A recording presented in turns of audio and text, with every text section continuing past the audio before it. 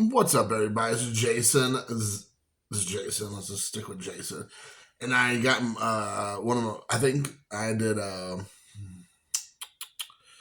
box break. Is that right?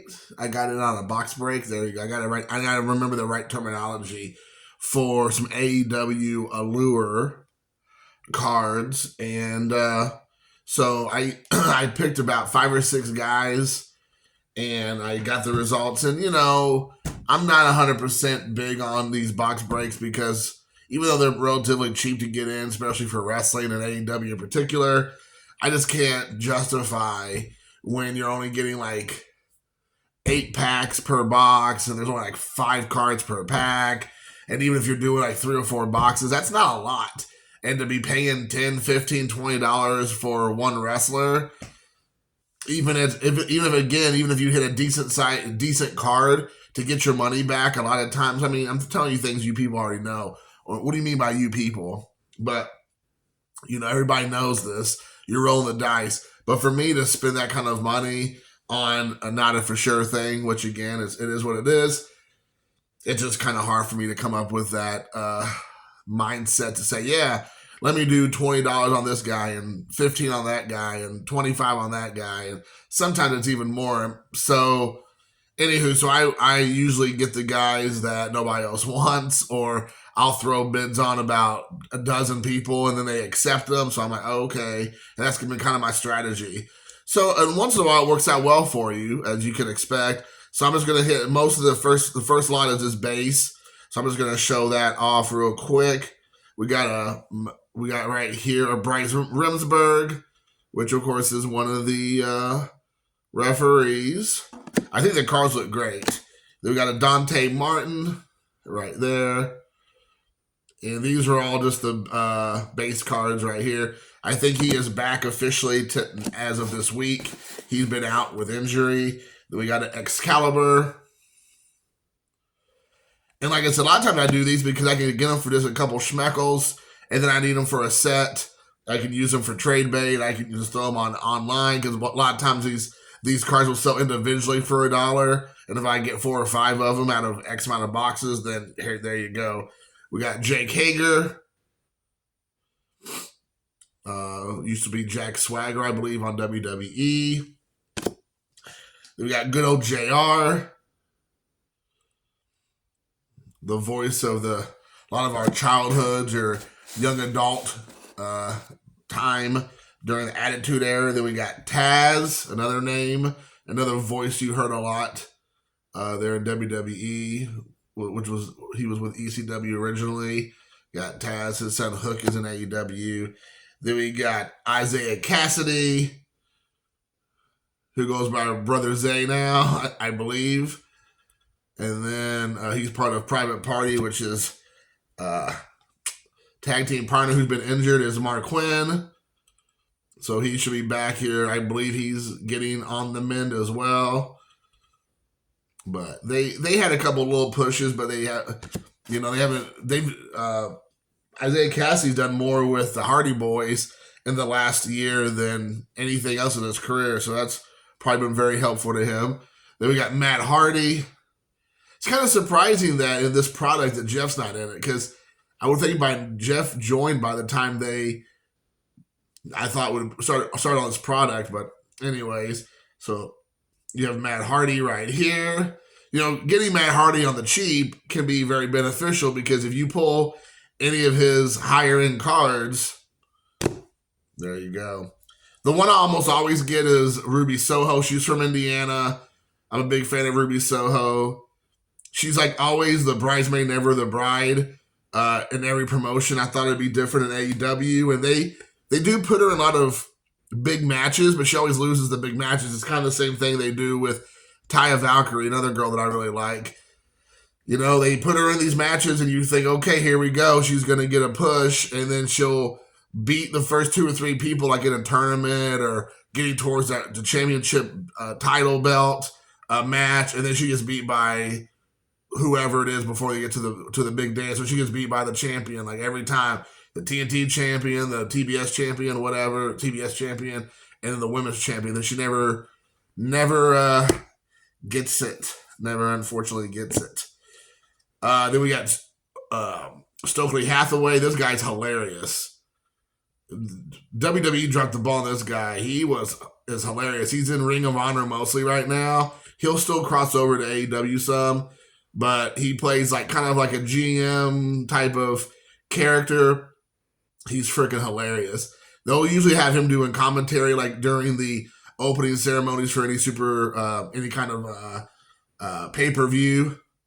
And he makes all these like 90s references about hip hop and just urban culture that unless you really know that stuff, you wouldn't really you wouldn't get it. Oh, it said he was born in 1990. I thought he was a lot older than that. So, okay. Well, he makes a lot of references for stuff that you would think was even before his time. Then we got Andrade El Idolo, who's just been having bangers. He's kind of the same boat with Ruby Soho. I never heard of Andrade before he came over. I knew he was in WWE, and he had a little bit of a push there. He's married to Charlotte Flair, but he's kind of the same boat. Like he's always the groom, or the what do you call it? Like the best man and never the groom or something kind of thing. So he always gets a big push. He does a lot of great matches, but then he never gets the title. He gets sometimes into the title scene, but he doesn't actually win. So, he puts on some bangers. So I'm a little disappointed that he hasn't been more relevant in the product. We got Kyle O'Reilly. He's been injured for the last year, I think, or if not, maybe it feels like longer than that. He's part of the Adam Cole kind of faction. So we'll see when he gets healthy again what that looks like, because there's a lot of stuff moving all around Adam Cole. Right now he's injured himself again, but he has a lot of stuff going on with MJF. He has a lot of stuff going on with Roderick Strong in the Kingdom. So when Kyle O'Reilly comes back, it'll be interesting. Then we have Tony Nese, which he's great. He's also in Ring of Honor. He's a small guy. They have him listed at 5'10". If that's true, I'm kind of surprised. But anyways, he's a great wrestler. But he unfortunately, maybe due to size, he actually talks pretty okay. Pretty well. So I don't really know why he was he has Mark Sterling, he's hilarious too, as his manager. It's another Stokely.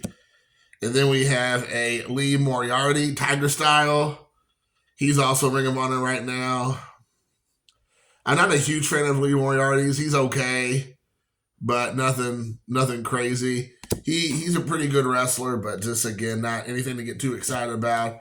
And then we got Jeff Jarrett. This guy, man, he's figured it out. He has figured out. The dude was born in 1967. So what does that put him in? He's like, what, fifth? I don't even know, like late 50s? 60 now? 57. So he's almost 60 years old. Is that correct? If I might get my math right. So he's over 60 years old. Yeah, so he's like in his mid-60s, born. Hold on, wait. I'm wrong. 67. So yeah, he's in his late 50s, I think. So anyways, but yeah, long story short, this guy, great, super relevant still today. He's always able to get him self-situated no matter what promotion he is in, as into a relevant, matches. Right now, he's kind of playing more like a spoil or a foil to a lot of other bigger stars, which is great. He's always kind of in the parameter of their orbit. So him and his wife, legit wife, as well as his like little faction of people, Jay Lethal, and then two other guys. I can't remember their names. Sanjay Dutt and Satnam Singh, I think. But they're really good. They're a good faction. They're never going to really, unfortunately, probably amount to much. Jay Lethal and Jeff Jarrett both should get a lot more attention because he's a heat magnet. Every time he gets on screen, people just like love to hate him, which has been awesome. That's pretty much what he's built his career on. But he's still a fantastic wrestler, regardless of what you think about him. He's a great wrestler. And then we got Powerhouse Hobbs right here. And Hobbs is now with the Don Callis family. And I'm not really sure what they're trying to attempt to do with Powerhouse Hobbs. Like, he has so much potential. I mean, he's a monster. First of all, he's huge, built guy. He actually can talk, I think, pretty well on the mic. He feels believable, but they always put him with a mouthpiece, like Don Callis right now. And then he just kind of becomes like a henchman and goes around just destroying people. And he, again, does a lot of the destroying fools all the way up to the final battle. Then he ends up always getting beat or gets beat right before the final battle, so he doesn't actually get any accolades on that. So you just never know. But he definitely should be getting pushed more. So I'm not really for sure what's going on. The Don Callis family was a big thing about the last month and a half, 2 months. Then I haven't seen him a lot recently, so I don't know what's going on with that. And then we have a Star Futures of Anthony Ogogo. I don't even know if he's still with the company. Like, he popped up in the All In or All Out in England, and then he was like a commentator, and then he hasn't been back since. So that was in August, and here we are in almost December, and I haven't heard a single word about him. I thought he had got injured or went through some surgery for, I think, his eye, but then ever since then, nothing. And then next up we have, I think this is some sort of rainbow. I'm not Star Futures. It doesn't say on here. Maybe not. Maybe it's not. She just put this on here. Star Futures of Dante Martin. So there you have that one. So this is different than. I guess this is different than his. Hold on. What's the difference here? I guess I didn't notice that before. Yeah. So here is a regular base card of Dante Martin, as you can see.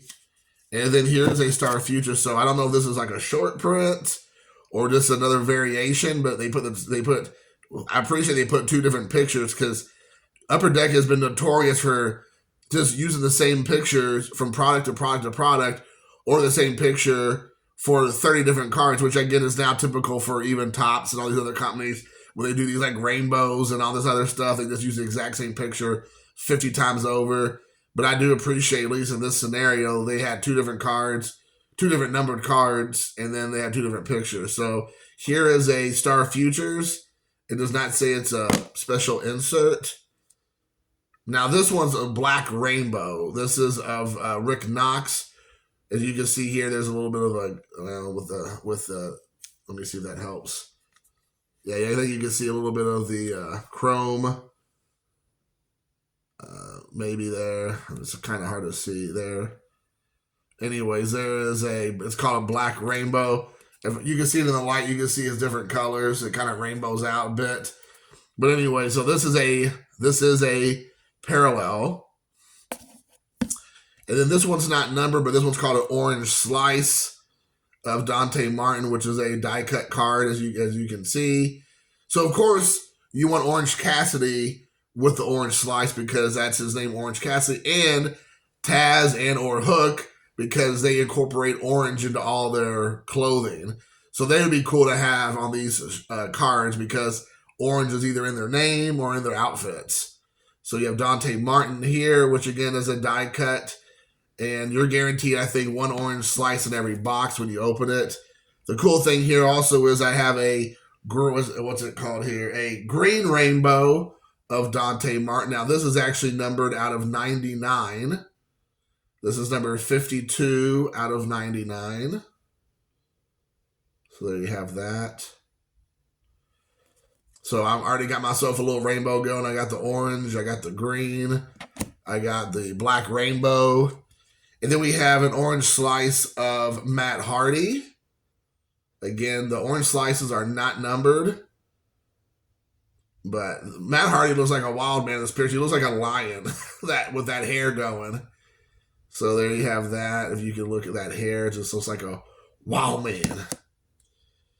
And then I have, out of 99, this is number 71 out of 99, a green or rainbow of Tony Nese.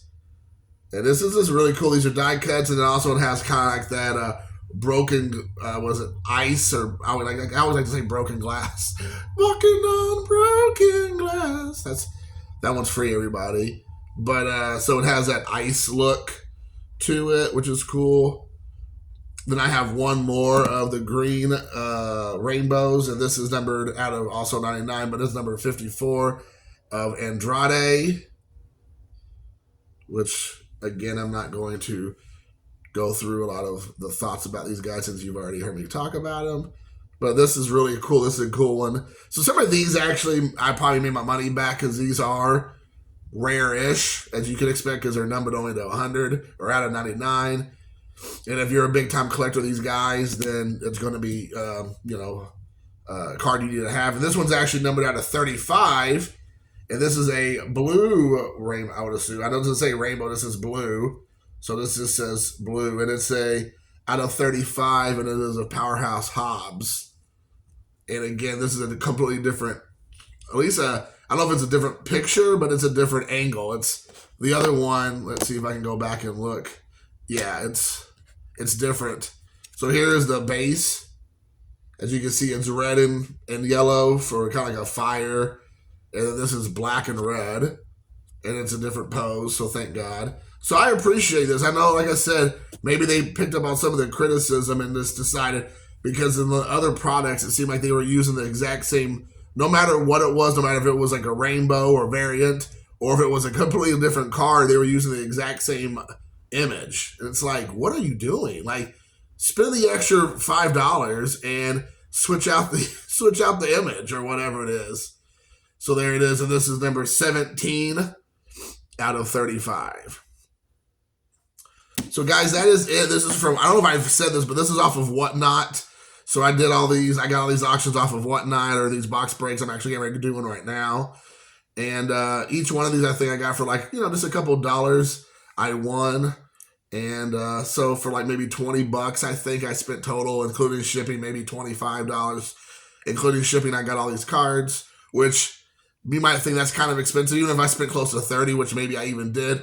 One box is of these right now, one of these boxes, even I think a blast is probably at least 30, but one hobby box is over $100, I think, or anywhere between 80 to 120, depending on where you're at or what you find. So for getting all these for 30-ish, let's say, I'll be your Huckleberry.